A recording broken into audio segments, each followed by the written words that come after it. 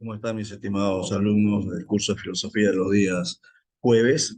Vamos a realizar una clase que complete el de la primera semana sobre el idealism y philosophical realism, o sea, el idealismo y el realismo filosófico. De Result Learning, o sea, el resultado del aprendizaje es la elaboración de un problema en nuestra realidad social sobre el idealismo y el realismo filosófico. Eso lo vamos a, prácticamente lo voy a hacer una demostración tomando en cuenta el método de los 7 pasos que aún todavía no ha sido aplicado, pero que ya en las próximas semanas, sí, conjuntamente con ustedes, lo vamos a llevar a cabo, ¿no? Lo que pretendo con este caso es que vayan entendiendo cómo estos dos conceptos del idealismo y el realismo forman parte en realidad de nuestras vidas, así como también las demás teorías filosóficas que vamos a ver en las próximas semanas. Idealism and realism in our life, o sea, el idealismo y el realismo filosófico en nuestras vidas, que parte de esta pregunta que habitualmente nos lo hacemos cuando ya hemos, digamos, disfrutado de algunos días de descanso, ¿no? Por eso que la pregunta que se plantea dice, ¿qué hice el fin de semana? ¿Qué hice el fin de semana? Entonces, para efecto del ejemplo, ¿no? Lo voy a mencionar a título personal. Estuve en la playa y de ahí me fui a la iglesia. Y vean, queridos alumnos, estas dos preguntas que en realidad representan en sí cada uno de estos dos conceptos, idealismo y realismo. Dice, estuve en la playa, por tanto, ¿qué percibí en la playa? Lo que trato de que entiendan es con la pregunta, ¿cómo nuestros sentidos nos podrían facilitar todo el contenido que en ese contexto natural que se llama playa, podemos nosotros, ustedes, captar? Por eso es el que percibí, ¿de acuerdo?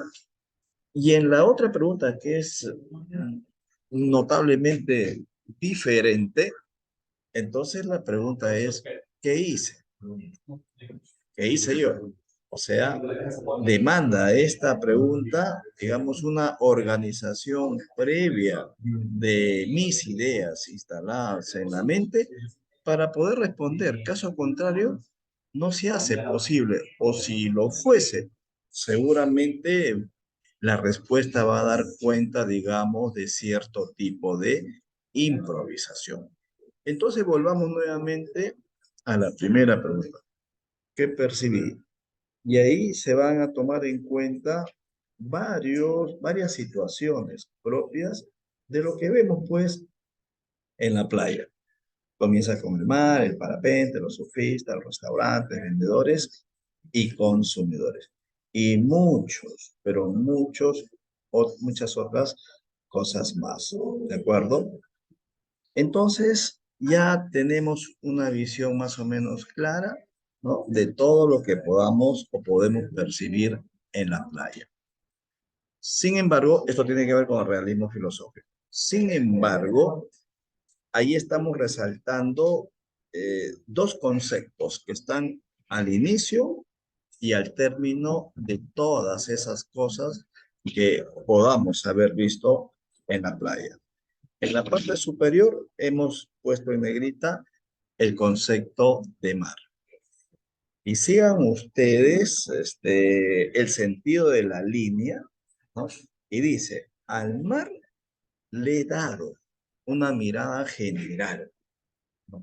Es como decir la primera imagen, la primera foto, eso que queda grabado. Y nada más que eso. Cuando el objeto es captado de esa forma, sin intermediarios, de manera muy directa, decimos, estamos aplicando el realismo ingenuo, ¿no? O sea, por realismo ingenuo vamos a ir entendiendo cómo en ciertas ocasiones en el contacto nuestro con la realidad vamos percibiendo así a primera vista todo aquello que se nos presenta, ¿no? Sin tomar en cuenta algún tipo, digamos, de reflexión al respecto. Simplemente en una playa vi el mar, vi restaurantes, vi surfistas, vi veraneantes que caminan por la acera, ¿no?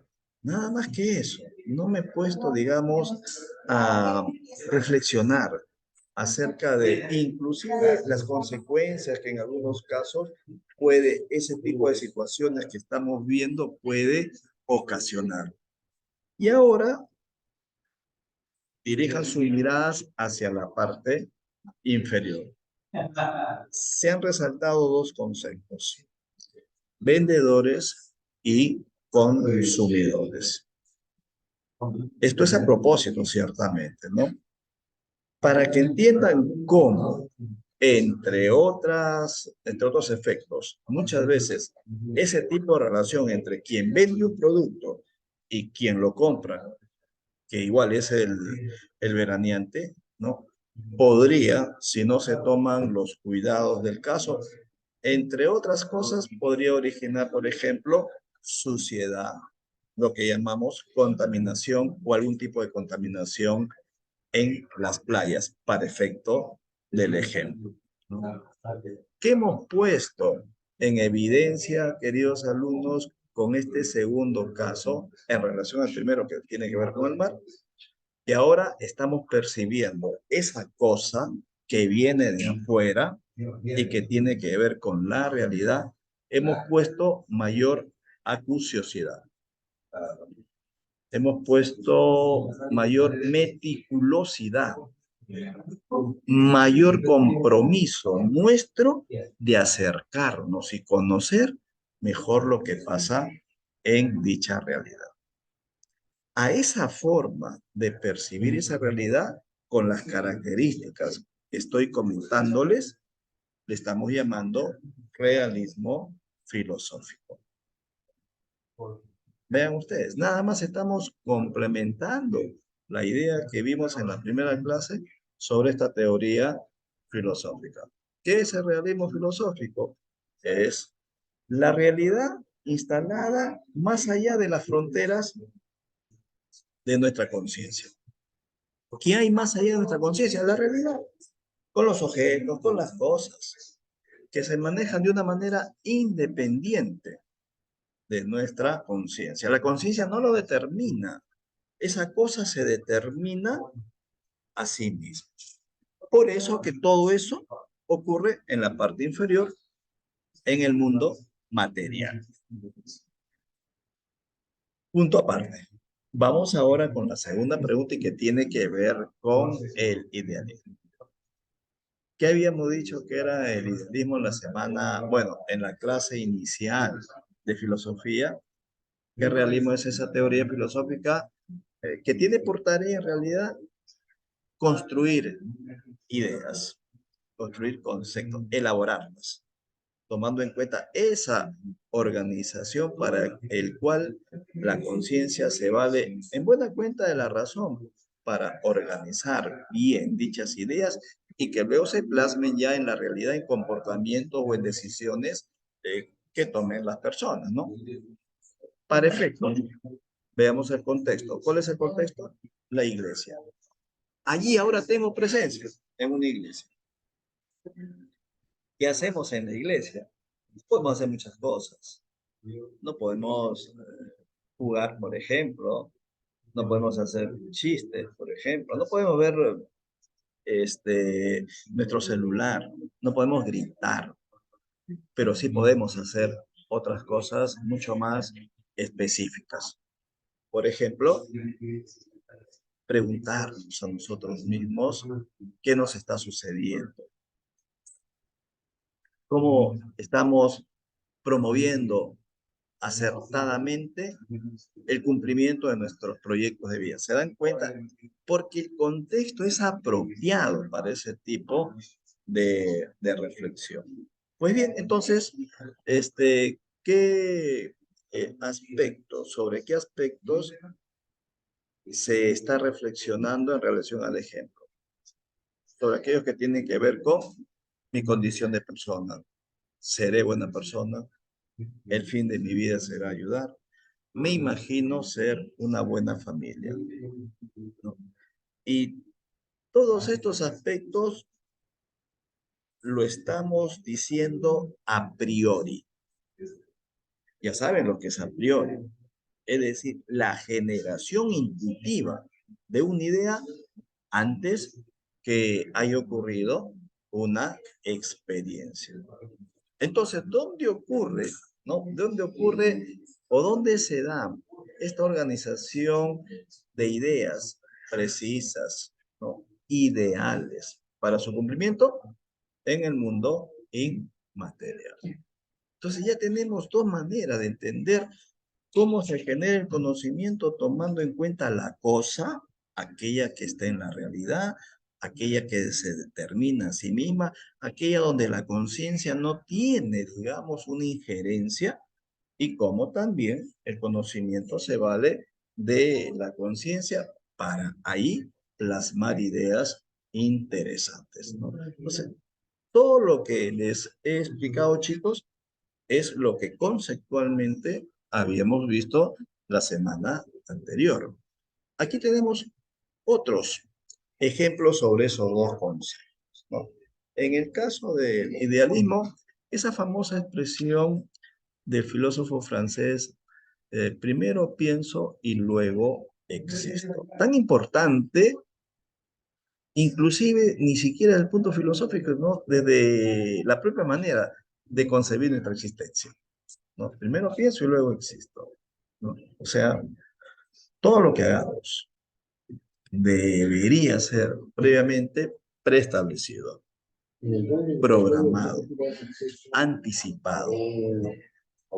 Para que luego, cuando ya lo llevemos a la práctica, pues este se haga dentro de un determinado orden. ¿Dónde ocurre la idea? En la conciencia. Así lo establecemos.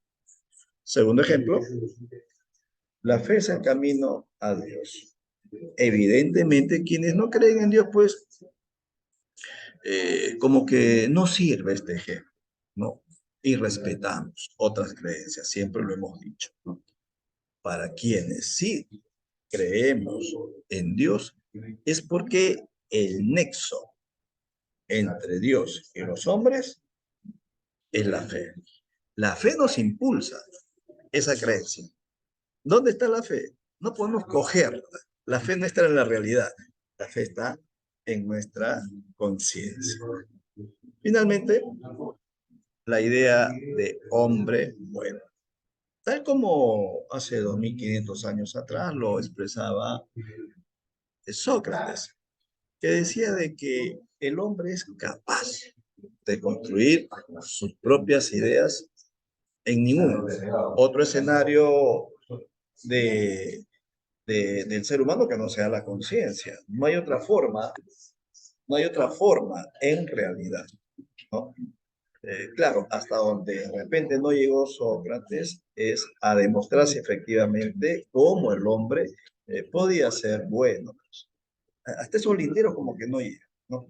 Y en buena cuenta, pues porque poco sabemos de él, no ha dejado un bagaje material amplio y lo que conocemos de él es a través de su discípulo Platón.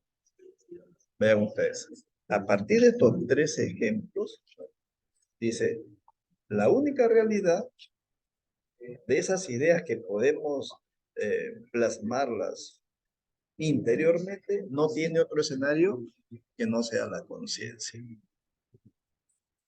Para eso sirve el idealismo, ¿no?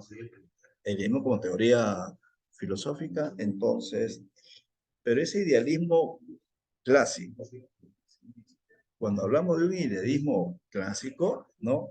Es donde interviene ahí Sócrates, por ejemplo, y en donde no hay otra forma de poder generar conocimiento que no sea en la conciencia, ¿no? Sin tomar en cuenta en lo absoluto para nada la realidad. Hoy se nos complica un poco si quisiéramos organizar nuestras ideas desde el idealismo, desde el racionalismo, inclusive si no tomamos en cuenta la realidad. Es muy complicado. ¿Por qué? Porque hoy la realidad es el principal insumo, a partir del cual podemos inferir y finalmente podemos expresar, podemos teorizar inclusive. Por un lado. Por otro lado, dos ejemplos sobre el realismo. Aunque no lo perciba, sé que por dicha quebrada el agua llegará a torrentos.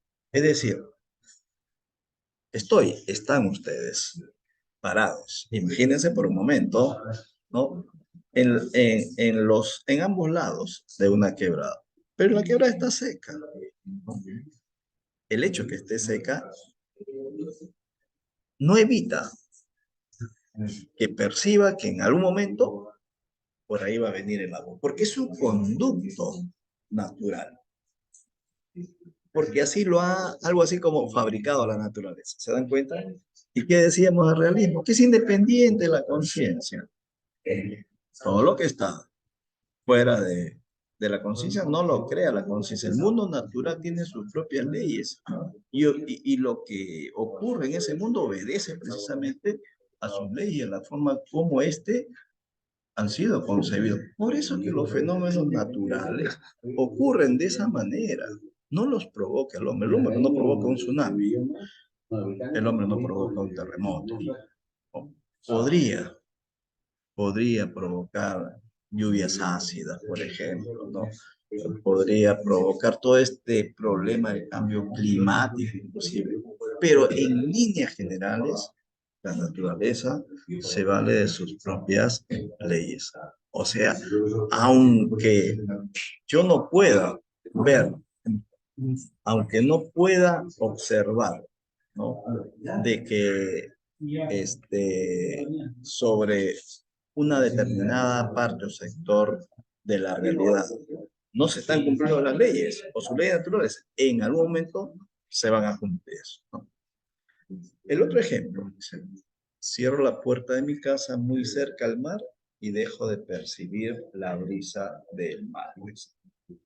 O sea, mi casa está a 100 metros del mar, ¿no? De pronto he salido y literalmente me he empapado de la brisa. Desde realismo, ¿cómo lo puedo describir? ¿Cómo puedo describir, digamos, esa experiencia? Es la sensación misma de cómo esa manifestación natural lo estoy captando, lo estoy percibiendo. Y resulta de que no puedo estar mucho tiempo, regreso a casa, cierro la puerta y, y ya no siento, digamos, ese aroma. Ya no puedo percibirlo, ¿no?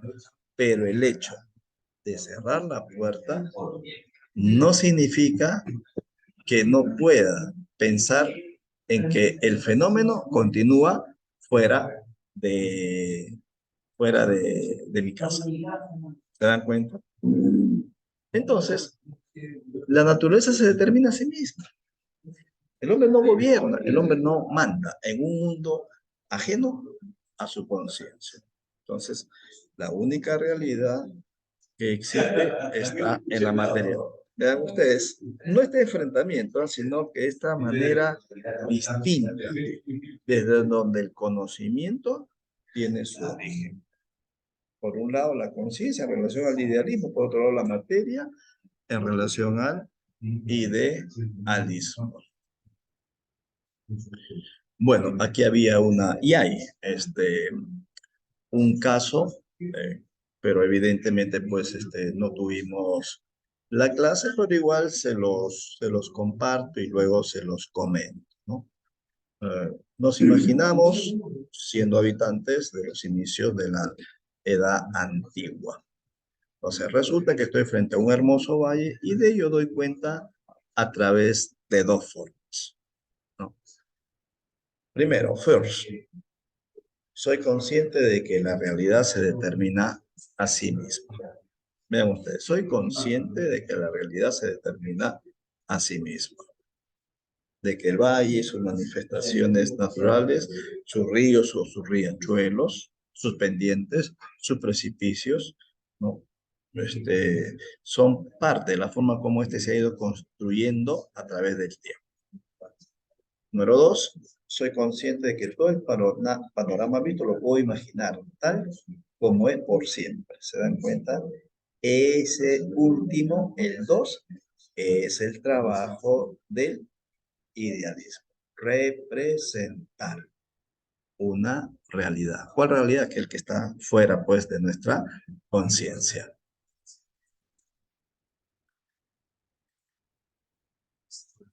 Ahondamos un poquito nada más, para complementar la teoría de estos dos conceptos. En el caso del idealismo, dice ser, ser. Para el idealismo es ser en la conciencia. O sea, ser para el idealismo es ser en la conciencia. O sea que la existencia inclusive de las cosas solamente van a tener sentido en la medida como el ser humano lo configura, lo estructura, vale decir, lo representa en la mente. Y tal vez la manera más directa de luego poderla explicar, conocer y explicar es asignándoles los nombres respectivos, sus características, su funcionamiento. Pero todo parte desde la conciencia.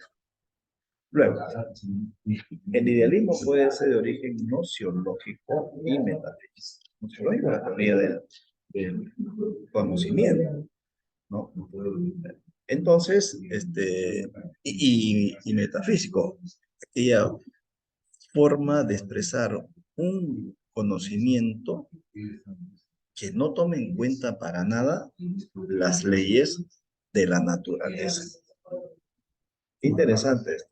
Entonces, el idealismo inicia, se origina como parte de ese conocimiento, pero al mismo tiempo tomando en cuenta que ese conocimiento desde el idealismo, ¿no?, se basa también en leyes que van más allá de las naturales.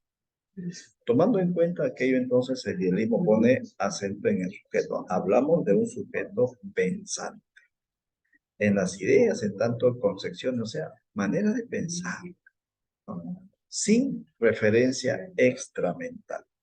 Igual, le planteo a la distancia lo que pueden entender ustedes por extramental. Estamos hablando del idealismo. Entonces, ¿qué podemos entender por extramental? Me voy a detener 10 segundos y en esos 10 segundos ustedes vayan pensando.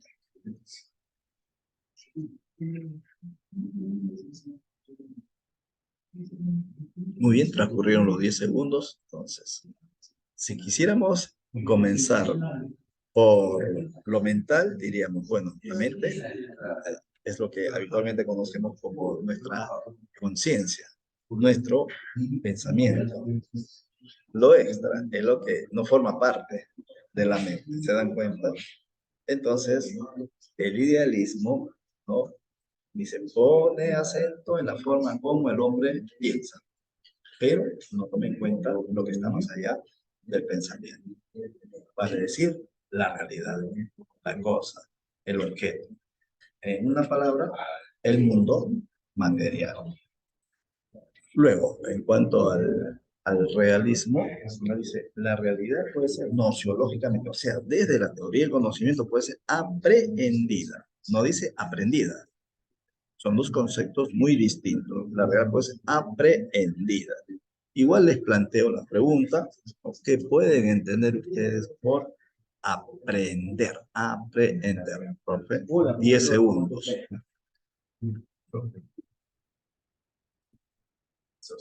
Bien, transcurrieron los 10 segundos y les doy algunas ideas. Por aprender, entendemos también, por ejemplo, captar, capturar, atraer hacia uno. Entonces, ¿qué podemos captar? ¿Qué podemos aprender? ¿Qué podemos atraer hacia nosotros? Todo lo que está fuera de nosotros, pues. ¿No? Hace un momento hablábamos de la brisa marina. Eso es lo que podemos aprender. Eso es lo que podemos captar. Cualquier fenómeno de la naturaleza. Pero si quisiéramos incorporar lo que pasa en el mundo social, de la misma manera, ¿no? En el segundo ejemplo nos recuerda lo que nos decía Immanuel Kant, ¿no? Dice, el realismo nociológico supone conocimiento de la realidad sin un rasgo a priorístico, lo a priori. Lo a priori sirve para generar conocimiento, pero de manera intuitiva, sin que la realidad y todo lo que ocurra dentro de ella, vale decir, la experiencia, esté presente. Entonces, tiene sentido. El realismo nociológico, el realismo desde el conocimiento, ¿no es cierto? Considera que la realidad existe, ¿no? Sin un rasgo, dice, a priorístico. Existe porque ahí están ocurriendo relaciones, vale decir, se están dando experiencias. No es que podrían darse aquellas, él podría. Entonces, tiene mucho que ver con lo a priori, la eventualidad de algo. Pero aquí no hay nada eventual, se da, ocurre en la realidad por sus propios designios o leyes naturales, ¿no? Entonces nos estamos dando cuenta, chicos, o espero se den cuenta a raíz de estos ejemplos y la manera como estamos explicando estos dos conceptos, que son dos conceptos diferentes, no solamente en su escritura, sino diferentes desde las formas como el conocimiento se genera, se produce, tomando en cuenta la conciencia y tomando en cuenta la, la realidad. Que haya limitaciones, sí. Por ejemplo, una limitación del realismo es la manera como percibimos esa realidad. No puede existir, no puede darse una suerte de uniformidad para percibir un objeto de la misma manera. Entonces, eso ya es una limitación. Y desde el idealismo, no necesariamente podríamos construir, por ejemplo, ideas viables, ideas efectivas, ideas buenas, ideas que generen un bienestar, por ejemplo, ¿no? O de la misma manera, no necesariamente podríamos, desde el idealismo podríamos interpretar una realidad de una manera, una misma realidad, pero de una manera uniforme para un conjunto de personas. Todos seguramente lo van a ver con ciertas diferencias. Hay limitaciones también. Ahora, frente a la pregunta que se plantea en la parte superior, ¿es posible construir la realidad desde el idealismo? ¿La realidad desde el idealismo? Claro que sí. Si ya estamos concibiendo como concepto del idealismo, que es este idealismo se encarga de representar a la realidad, entonces para representar la realidad, el idealismo, nuestra conciencia tiene que asumirlo como tal. Y esto vamos a tratar de explicarlo en 3 pasos sencillos, ¿no? Vamos a tomar punto 1 como referencia inmediata a la realidad. Dentro de esa realidad, un elemento muy característico de él, vale decir, el agua. Punto 2. Frente al agua, ¿cómo actúa el ser humano? ¿Cómo reacciona de diferentes maneras? Lo va a observar, lo va a palpar, lo va a tocar, lo va a escuchar. El agua también se escucha, ¿no es cierto? Entonces, en ese segundo momento o paso, ahí actúan las sensaciones. ¿De acuerdo? Estamos percibiendo el agua entonces, ¿no?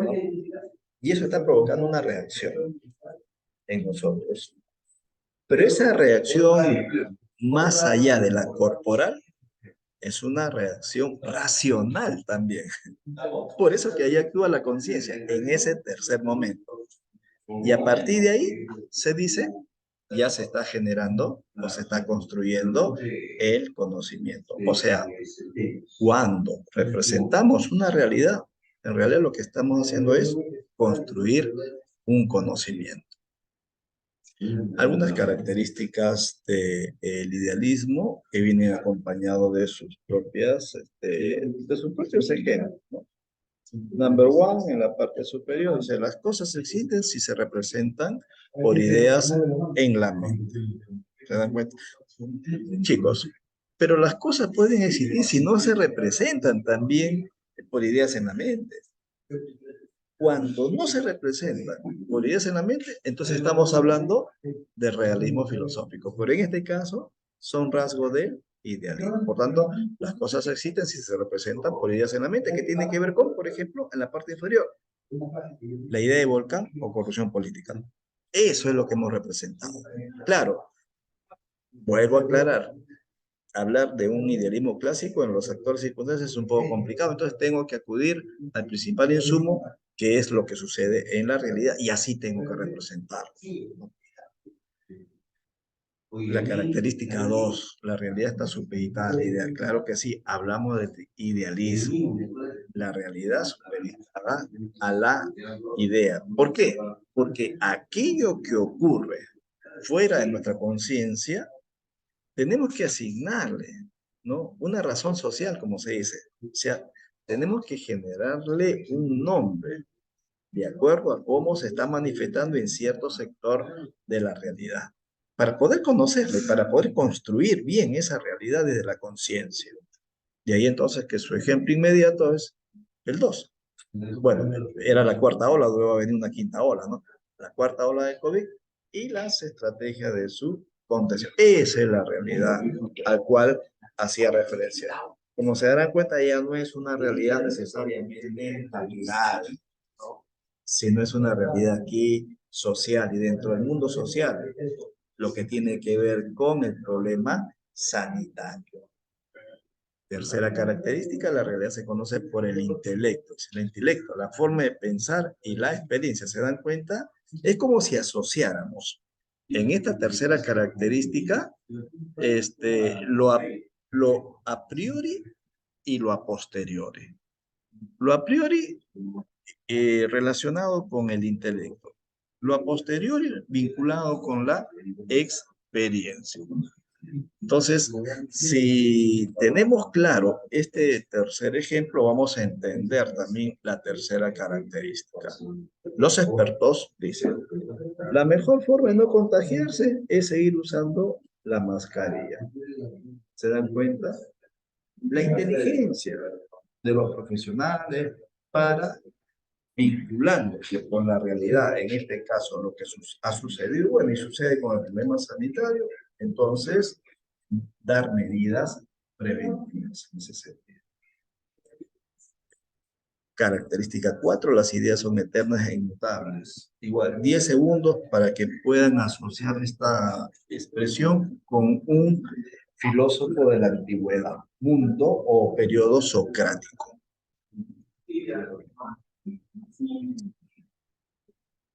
Muy bien, espero que hayan acertado con el nombre, ¿no? Nos estamos refiriendo a Platón. Platón nos habla de dos mundos, un mundo sensible, un mundo inteligible. La vida de las personas transita dentro de esos dos mundos, ¿no? Por eso que a veces, como decía Platón, caminando por la vida y haciendo uso de ese mundo sensible, cometemos estupideces muchas veces, ¿no? Cometemos torpezas, equivocaciones. ¿Por qué? Porque no hemos terminado de definir bien la idea. Pero sí, y eso lo deja bastante claro en su alegoría del mito de la caverna, ¿no? Donde hay algunos esclavos en la parte interior de la caverna, en la parte inicial hay una hoguera, y lo que hace la hoguera es proyectar las imágenes, o sea, sombras de lo que pasa en la realidad. Tomando en cuenta las sombras, los esclavos se van formando una idea, pero distorsionada, de lo que pasa en la realidad. Es el mundo de las sensaciones. Que nos decía Platón, no, no hay que confiarnos en el mundo de las sensaciones. No son exactas, no son precisas. Y esto queda entonces confirmado cuando sale un esclavo. Un esclavo se libera, sale de la cueva y efectivamente ve de que nada de lo que ellos habían observado en las sombras se parece a ese mundo real, ¿no? Entonces Platón dice, no, el escenario, el mundo donde la idea ya no muta, ya no cambia, es el mundo inteligible, el mundo de las ideas. Las ideas son eternas y inmutables. ¿Qué ideas? Todos los que conocen ustedes y conoce el profesor. Todas las ideas de bien, ¿no? Todos los valores, si así quieren entenderlo, ¿no? El respeto, la, la verdad, la libertad. Todos esos valores, todas esas ideas, ¿no? Una vez que han quedado establecidas en la conciencia, se universaliza. Para que lo entiendan bien, entonces ya es posible que se puedan aplicar, emplear o aplicar en cualquier parte del mundo. Y finalmente tenemos la quinta característica: las ideas se construyen mediante la duda. Otro aporte del francés René Descartes, ¿no? Descartes entonces, desde las matemáticas, este, para la obtención de la respuesta correcta, no tuvo que recurrir a respuestas parciales. Respuestas parciales, ¿no? Ah, esas respuestas parciales eran el resultado de la forma como intuitivamente en la conciencia se iban organizando ese tipo de respuestas, basado en intuiciones.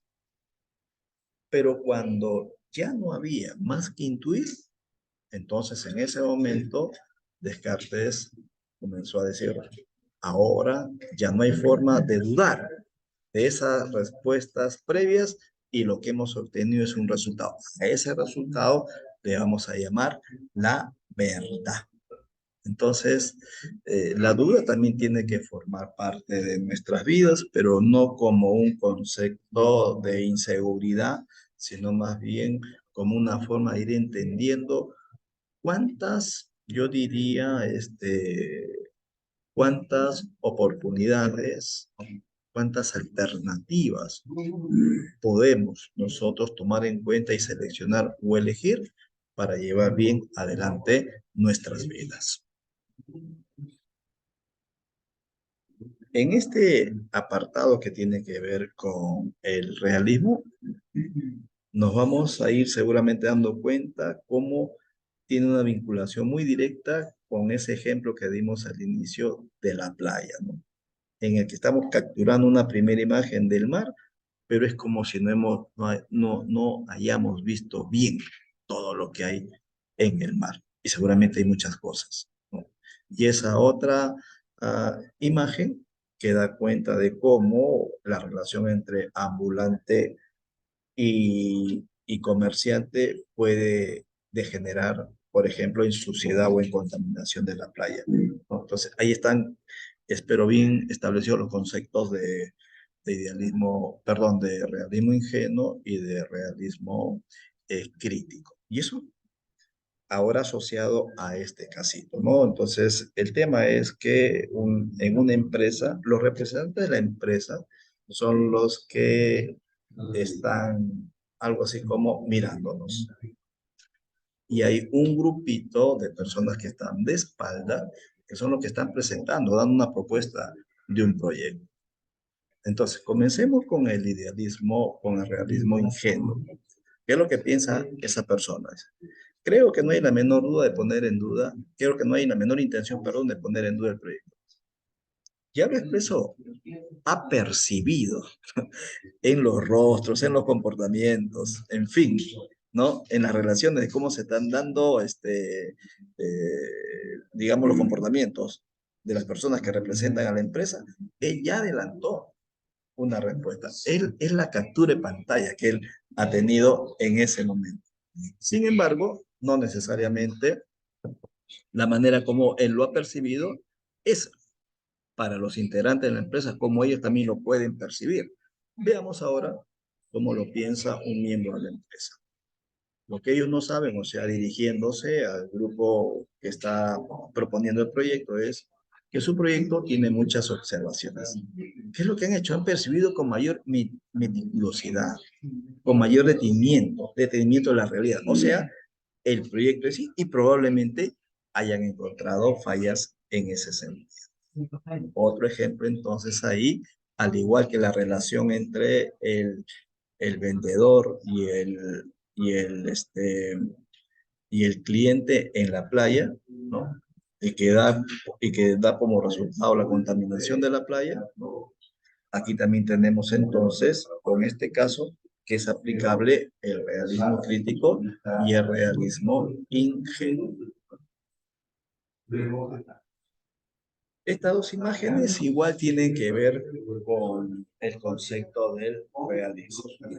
En la imagen de la izquierda vemos muchísimas personas que están adoptando una serie de actitudes, todos dirigidos hacia, digamos, la alegría, el folgorio, ¿no? ¿De acuerdo? Entonces, ¿cómo se llama esta realidad? El que ustedes lo puedan concebir de la manera como el profesor también lo ha manifestado.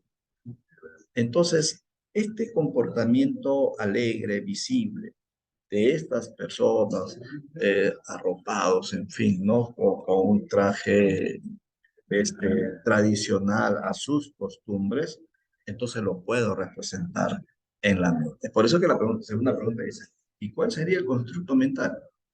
10 segundos para que ustedes piensen y también desde donde están ubicados puedan responder esta pregunta. ¿Cómo entonces ustedes construirían mentalmente esta imagen?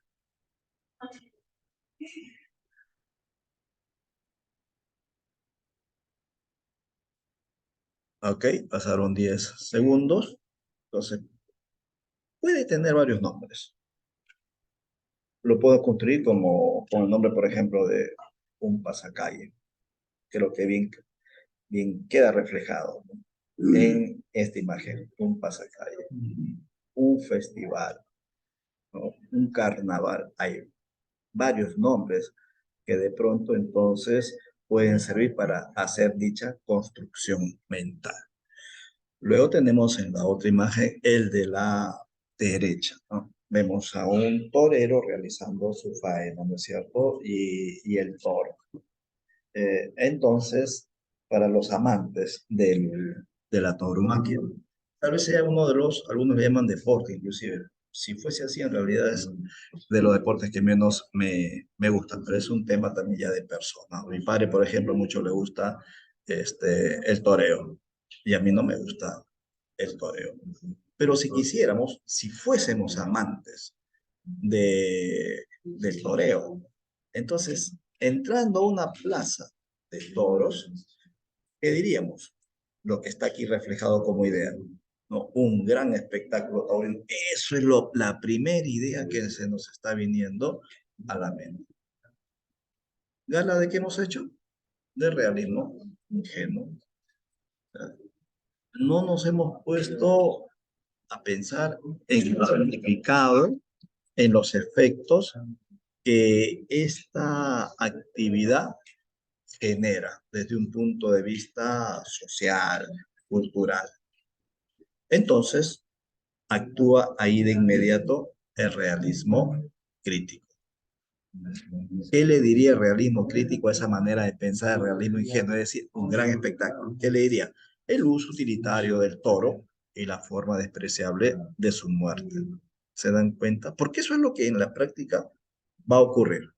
Al final, el espectáculo taurino termina con la muerte de el toro. Entonces, hay dos maneras diferentes de ir construyendo el conocimiento en ese sentido de la realidad, desde el realismo ingenuo y desde el realismo crítico. Esta, este método, los 7 pasos, no lo hemos llevado a la práctica. Probablemente lo podríamos haber aplicado, pero no tuvimos la clase.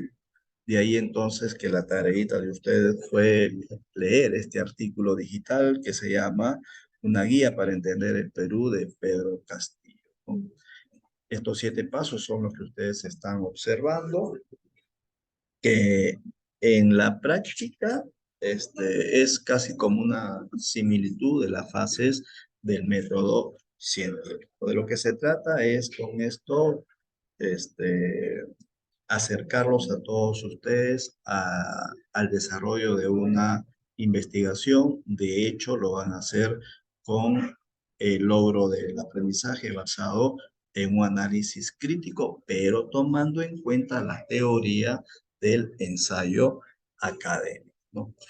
Entonces, lo que hice fue, fue desarrollar cada una de las partes, tomando en cuenta cada uno de los pasos.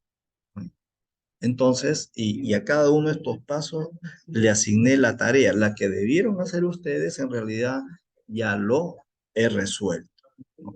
Entonces, comenzando por el primer paso que se llama ideas para generar el problema, la tareita era mencionar entre 3 y 4 ideas. Aquí están las 4 ideas y lo he tomado de la forma como está organizado esta información, en 4 aspectos en realidad, ¿no? El Perú rural y el Perú urbano, la prensa tendenciosa, la izquierda utilitaria y el futuro, falta de empatía entre la política y ciudadanía. Ya están mis 3 o 4 ideas, o sea, lo que me está pidiendo para luego formular el problema, porque esa es la siguiente tarea del paso 2. Elaboran el problema en relación con las ideas bases del artículo. A partir de ahí, defino mi problema a partir de una pregunta.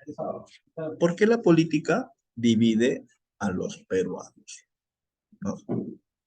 ¿Por qué la política divide a los peruanos? Ya generé mi idea, pero ojo chicos, tomando en cuenta esas 3 o 4, han sido 4 en realidad, ideas previas que he considerado. Es algo así como el soporte, la base, para no distraer mi mirada, mi atención en otra cosa que no me permita, digamos, establecer bien el nombre del problema que se me está solicitando. Entonces, tomando en cuenta eso, ya estoy en el paso 3 en el análisis del problema. ¿Cuál es la tareita aquí? Dice, mencionen 3 ideas sueltas sobre aspectos generales del artículo. Es decir, ideas sueltas. Entonces, si tenemos en cuenta de que hay 4 aspectos, tranquilamente podemos tomar una idea de cada uno de los 4 aspectos. Ahí tendríamos 4, ¿no? Pero no se les está solicitando un número. Pueden ser 2, pueden ser 3, pueden ser 4. Pues bien, ¿cómo lo resolvemos? Ya están las ideas sueltas, ¿no? Que luego, que digamos, va a servir para analizar el problema que ya conocemos, ¿de acuerdo? Entonces, mi primera idea, el desentendimiento entre la gente rural y urbana. Esto es algo histórico, de siempre, ¿no? Luego, segunda idea, un pésimo mensaje sobre la instalación de un régimen comunista, ¿no? Basta que nos digan comunista y en realidad el peruano común y corriente ya se imagina un Perú sin clase, cosa que nunca va a ocurrir, ¿no? Nos hablan de comunismo y el peruano común y corriente ya comienza a sentir, digamos, sentir temor, miedo, porque le van a quitar a sus empresas. El comunismo moderno, mejor dicho, el socialismo no funciona de esa manera. Tenemos socialismos ultramodernos en nuestra región, como por ejemplo en Chile, bueno, en Brasil también, y que sepamos, no ha habido nacionalización alguna por parte de empresarios en dichos países. Entonces, ahí tenemos una segunda idea. Tercera idea, permanentes actos de corrupción de la clase política. Esto también es histórico. Y cuarta idea, la libertad de prensa que no hace una didáctica política informando bien. Más bien divide en realidad, ¿no? Porque pues la prensa está muchas veces al servicio de los grupos de poder económico. Eso también es histórico. Entonces ya hice mi breve análisis. Ya estoy en el paso 3, ¿no? ¿Qué me pide el paso 4? Dice, resumen del análisis del problema. Elaboro un resumen. Un resumen en relación con el análisis del problema. Entonces, mi resumen está orientado en relación a lo siguiente. La división de los sectores sociales contribuye a una sectarización consciente en relación a la defensa de intereses por un lado y la idea de una sociedad igualitaria por otro lado. Si se dan cuenta, no es necesariamente un resumen que abarque el todo de la lectura, del contenido de la lectura digital, ¿no? Se está pidiendo un análisis, ¿no? Que de alguna manera derive en una parte del problema. Entonces ya tengo mi resumen. A partir de ahí, ya estoy en condiciones de formular mi objetivo de aprendizaje, ¿no? Por eso que Por eso que el paso 5 es formula el objetivo a lograr con la actividad propuesta. Muy bien. Entonces el objetivo dice identificar las causas del por qué la política peruana divide a los peruanos. ¿Se dan cuenta? Vinculen el paso número 5 con el paso número 2. Hay relación entonces. ¿Qué dice el paso número 2? La generación de problemas. ¿Por qué la política peruana divide a los peruanos? Paso 5, ¿dónde estamos? El objetivo del aprendizaje. Identificar las causas del por qué la política peruana divide a los peruanos. Tomando en cuenta entonces ya mi objetivo, entonces voy al paso 6. Es el objetivo de aprendizaje. La tarea en el paso 6 es redactan la parte o partes más significativas que has comprendido del artículo. Si la, si la inferencia es total, entonces hacemos un resumen pues que integre cada una de esas cuatro partes del cual se constituye la lectura.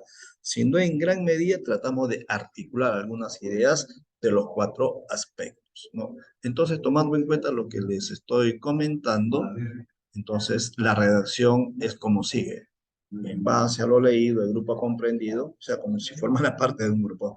El grupo ha comprendido bien el rol mediático interesado y de inequidad de la prensa respecto a los candidatos presidenciales. O sea, si damos una mirada al paso 1, ahí hay cuatro aspectos, cuatro ideas sueltas, ¿no? Entonces, el entendimiento, la comprensión de mi grupo ha girado en función a la segunda idea, la prensa tendenciosa. Pues bien, entonces tomando en cuenta toda esa información desde el paso 1 hasta el paso 6, ahora ya estoy en condiciones de hacer una síntesis. Una síntesis vendría a ser, para efectos, digamos, de una investigación, los resultados, las conclusiones, porque cuando comencemos a desarrollar el análisis crítico, vamos a llegar finalmente a la síntesis, o sea, a unas conclusiones. Para efecto del ejemplo, hay dos, ¿no? Número uno, la clase política se sirve de la política y no la utiliza como un medio de servicio. Es lo que ocasiona ese distanciamiento entre el ciudadano común y los representantes nuestros. Y conclusión 2, existen problemas históricos como el centralismo y la ausencia del Estado que son generadores de conflictos sociales, así como un mapa social, político y económico dividido, ¿no? Es cierto, somos un estado con un territorio bastante grande, más de 1.200.000 kilómetros. O sea, si comparamos con un país europeo, por ejemplo, el que se me venga a la mente, España, por ejemplo, tiene, creo, poquito más de medio millón de kilómetros cuadrados. Nosotros somos el doble y un poquito más. La diferencia es que nuestro territorio es muy complejo, ¿no? Tiene una costa, una sierra, una selva, tiene unos pisos altitudinales, ¿no? Y ahí es donde tiene presencia la vida de las personas. No, nada más es uno de los factores. Entonces, el Estado muchas veces no llega a lugares tan distantes, no tiene representatividad y eso es lo que genera no solamente algunos efectos de tipo económico y cultural, sino y esto es más grave, el resentimiento de dichos pobladores. Entonces, en un tiempo récord he tratado de explicar el método de los 7 pasos, que seguramente ya en otra oportunidad lo vamos a aplicar conjuntamente con ustedes. Muy bien, entonces casi ya para finalizar nuestras conclusiones sobre el idealismo y el realismo filosófico. Number one, la realidad como tal se construye a sí mismo. Number two, la realidad en tanto realidad se concibe de manera posterior, y, ojo, a posteriori, porque no puede darse la realidad sin la experiencia que pasa dentro de su entorno.